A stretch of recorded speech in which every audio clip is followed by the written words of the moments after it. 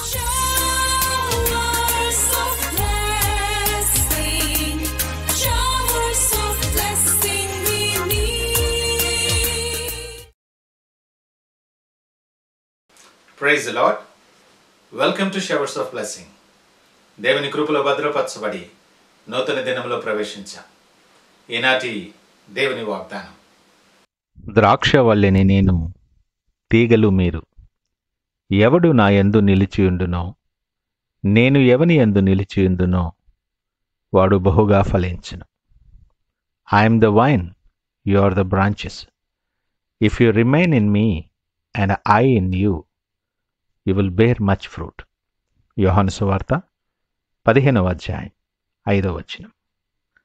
Praise God. ఈ నూతన దినములు దేవుడు మీ కొరకు సిద్ధపరిచిన ప్రతి దీవెన ఆకాశపు వాకిళ్ళు విప్పి మీ మీద కృమ్మరించునుగాక. మరి ఒక నూతన దినాన్ని ఆరంభిస్తున్న నేపథ్యంలో ప్రేమ కలిగిన వాగ్దానము ద్వారా దేవుడు మనల్ని దర్శిస్తూ ఉన్నాడు.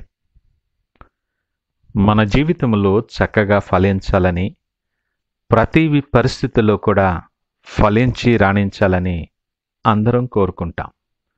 వ్యక్తిగత జీవితంలో, కుటుంబంలో, బిడ్డల విషయాలలో, ఉద్యోగాలు, చదువులు, ఆర్థికపరమైనటువంటి, ఆరోగ్యపరమైనటువంటి ప్రతి విషయంలో కూడా మనము ఫలించాలనే ప్రతి ఒక్కరం కోరుకుంటాం.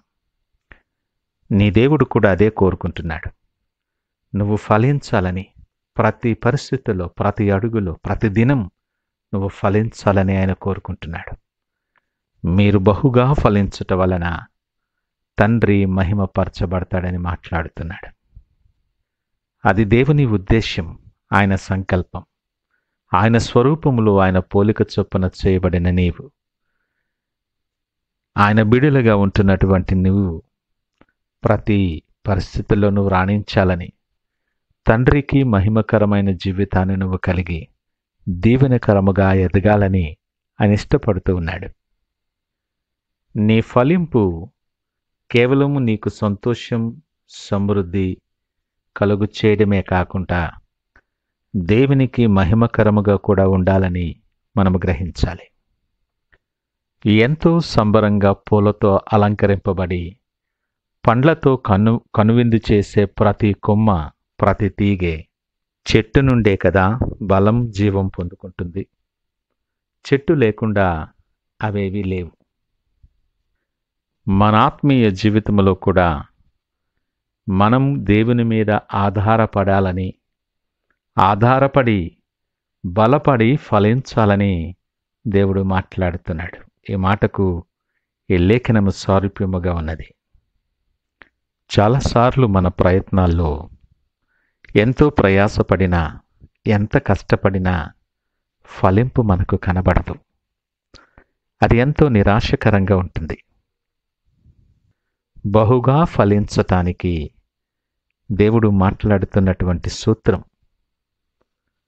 ఆయన యందు మనము నిలిచియుండి, ఆయన మన యందు నిలిచి ఉన్నప్పుడు మనము బహుగా ఫలిస్తామని లేఖనము ద్వారా మనతో మాట్లాడుతున్నాడు.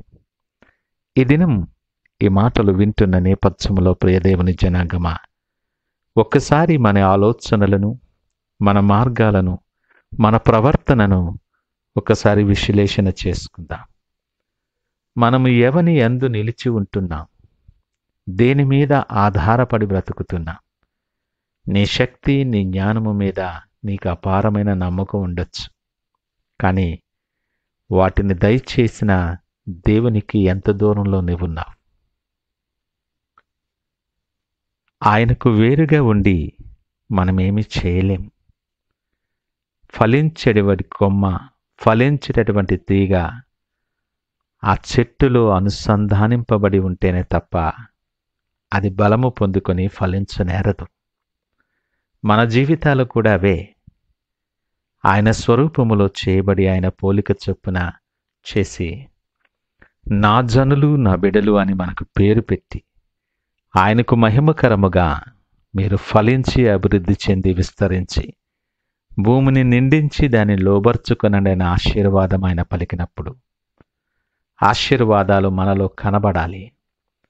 అలాంటి ఫలింపు మనలో కనబడటం లేదు అంటే మనం ఆయనలో నిలిచి ఉండలేదో లేదో ఆయన మనలో ఉండటానికి మనం స్థానం ఇవ్వని పరిస్థితుల్లో ఉన్నామేమో. అందుకే నీ ప్రయాస వ్యర్థమవుతుంది, నీ అడుగులు తడబడుతూ ఉండుంటాయి. ఫలించాల్సిన జీవితం మూడువారిన పరిస్థితికి మారిపోతూ ఉంది. నిరాశ నిస్పృహలు నిన్ను కమ్ముకుంటూ ఉన్నాయేమో. ఒకసారి ఆలోచన చెయ్యి. ఒకవేళ నీవు ఆ పరిస్థితుల్లో ఉన్నట్లయితే దేవుడు నీతోనే సూటిగా మాట్లాడుతున్నాడు. ఇది అనుకూలమ సమయం. నీ ప్రవర్తన అంతటి యందు ఆయన అధికారానికి ఒప్పుకో. నీ త్రోవలను సరళము చేయగలడు ఆయన. ఆయన వాక్యం నీలో ఎదగని, అది జీవము కలిగినది గనుక నీకు బాధలో నెమ్మది కలుగు చేస్తుంది, నిన్ను బ్రతికిస్తుంది, నిన్ను నడిపిస్తుంది. విశ్వాసముతో ఆయన వైపు తిరగటానికి ఇష్టపడు. నువ్వు ఫలించాలని, బహుగా ఫలించాలని ఆశపడే దేవుని మీద నీ విశ్వాసం దృఢమైనదిగా ఉండని, అది ఎదగని.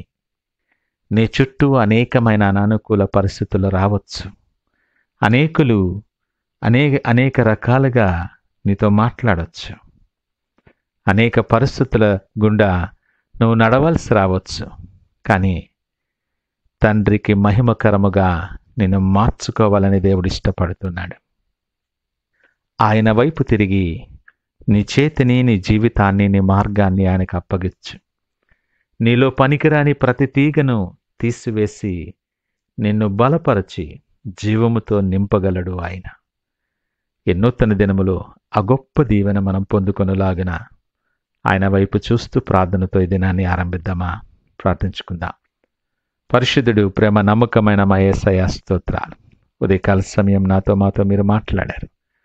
మేము బహుగా ఫలించాలని అయా నీ మాటలను బట్టి మీకు వందనాలు, స్తోత్రాలు. ఇదిగో నా జీవితాన్ని మీ చేతులకు అప్పగిస్తున్నాను. పనికిరాని ప్రతి తీగను నా మార్గములోండి, నా జీవితములోండి తీసివేసి మీకు యోగ్యమైన పాత్రగా మార్చుకొని మీరే మహిమ ఘనత ప్రభావాలు పొందుకోమని యేసు పరిశుద్ధ నామమున అడిగి వేడుకొనుచున్నాము తండ్రి. ఆమేన్. God bless you.